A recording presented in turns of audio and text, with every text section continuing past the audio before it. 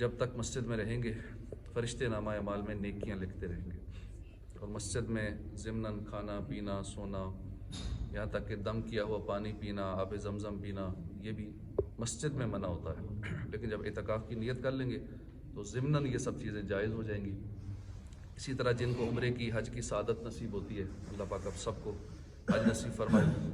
تو وہاں بھی جو آب زمزم پیتے ہیں مسجد حرام شریف کے اندر، تو وہاں بھی اعتکاف کی نیت اگر عادت ہوگی تو وہاں بھی کر لیں گے، عادت نہیں ہوگی تو وہاں بھی بھول جائیں گے بار بار۔ تو مسجد حرام شریف میں کعبہ شریف کے پاس آب زمزم کے کولر لگے ہوتے ہیں، تو وہاں بھی آپ زمزم پئیں گے، اور پہلے سے مسجد میں داخل ہوتے ہی اعتکاف کی نیت ہوگی تو پھر جتنی بار مرضی زمزم پئیں، بار بار زمزم پئیں تو زمزم پینا جائز ہو جائے گا۔ تو اس لیے یہاں کی عادت ہوگی تو وہاں پہ یہ عادت کام آئے گی انشاءاللہ۔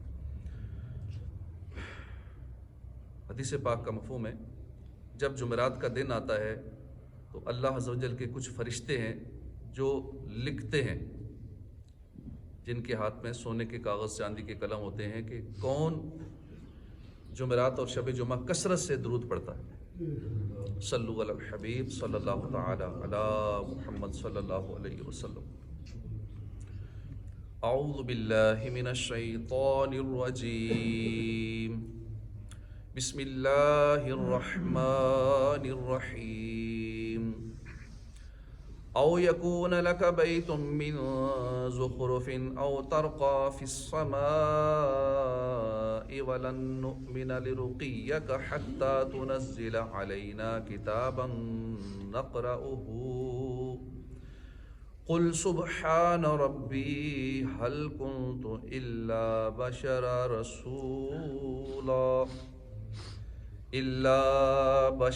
رسولا وما منع الناس أن يؤمنوا إذ جاءهم الهدى إلا أن قالوا أبعث الله بشرا رسولا قل لو كان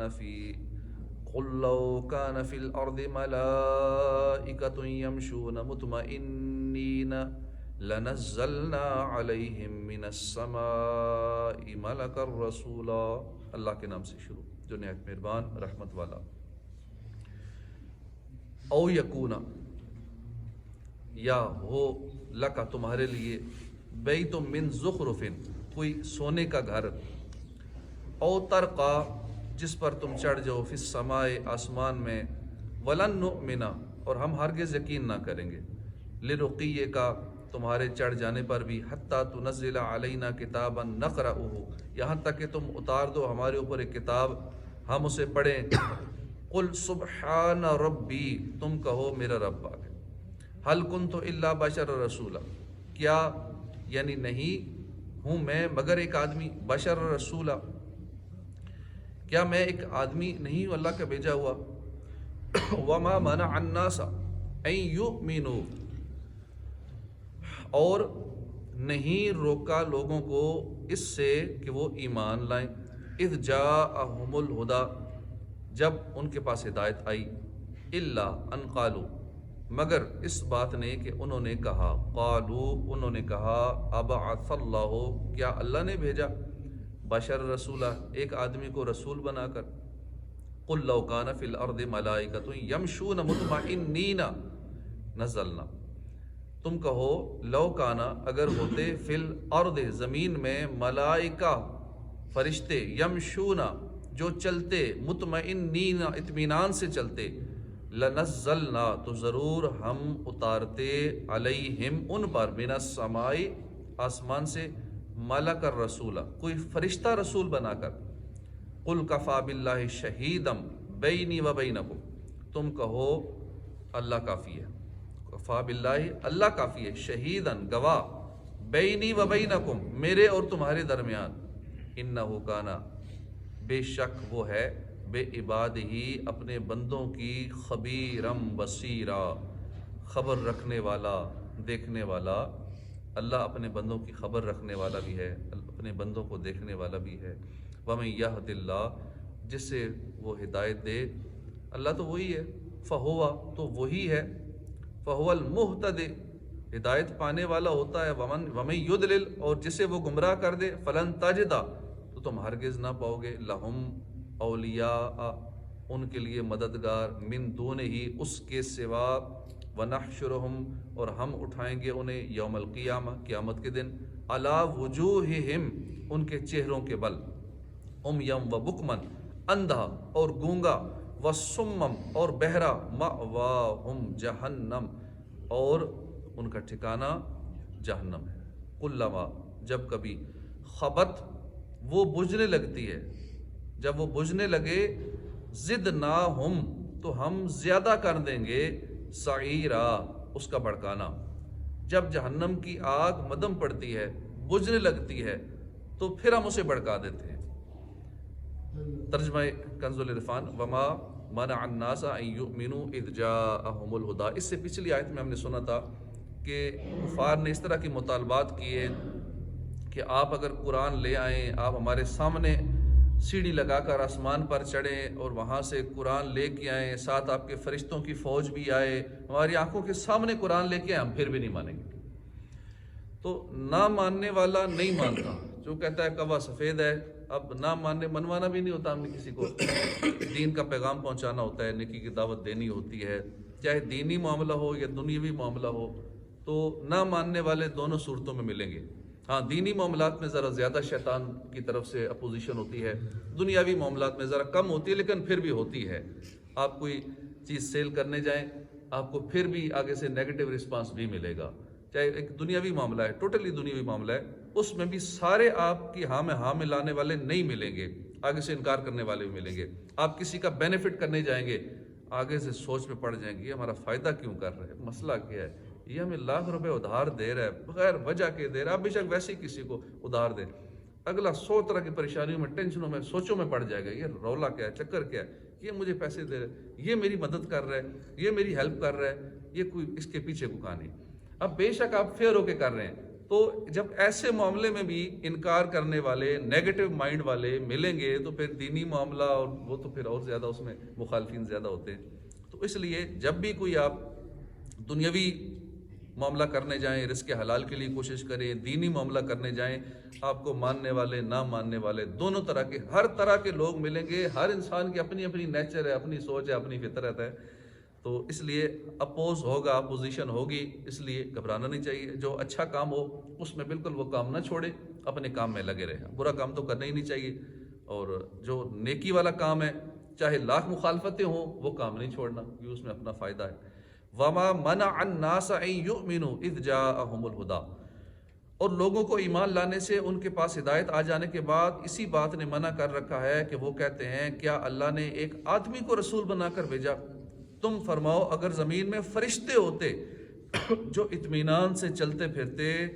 تو ہم ان پر آسمان سے کسی فرشتے کو ہی رسول بنا کر بھیجتے، تو تم فرماؤ میرے اور تمہارے درمیان اللہ کافی ہے، اللہ کافی گواہ ہے، اور بے شک اللہ اپنے بندوں کی خبر رکھنے والا ہے، دیکھنے والا ہے۔ ارشاد فرمایا حالانکہ لوگوں کے پاس ہدایت آ چکی ہے مگر انہیں صرف اس بات نے ایمان لانے سے روک رکھا ہے کہ وہ یہ کہتے ہیں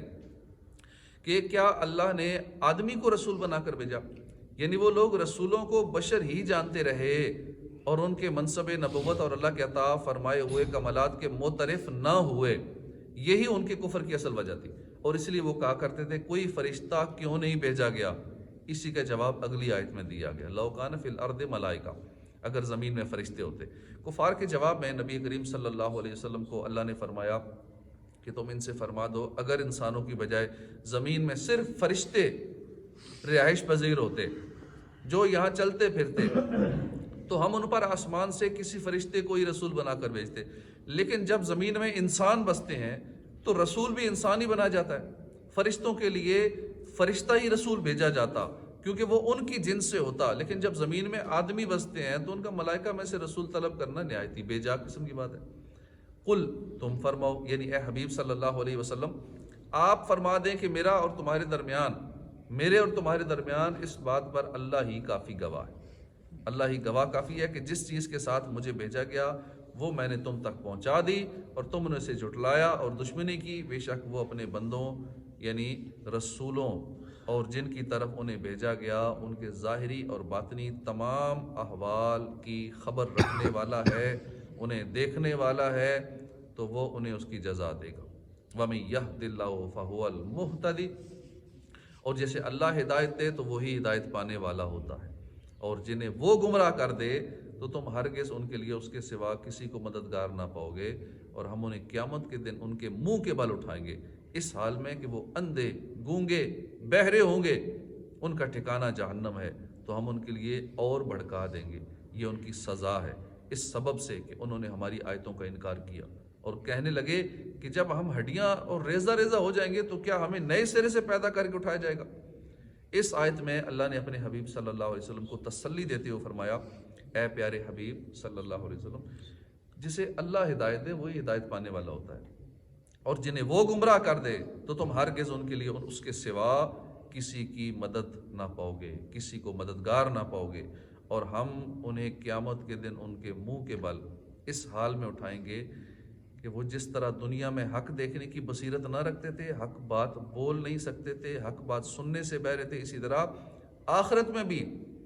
اس چیز کو دیکھنے سے اندھے ہوں گے جو ان کی نگاہوں کو ٹھنڈا کرے، وہ بات بولنے سے گونگے ہوں گے جو ان کی طرف سے قبول کی جائے، اس بات کو سننے سے بہرے ہوں گے جو ان کے کانوں کو لذت دے، ان کا ٹھکانہ جہنم ہے،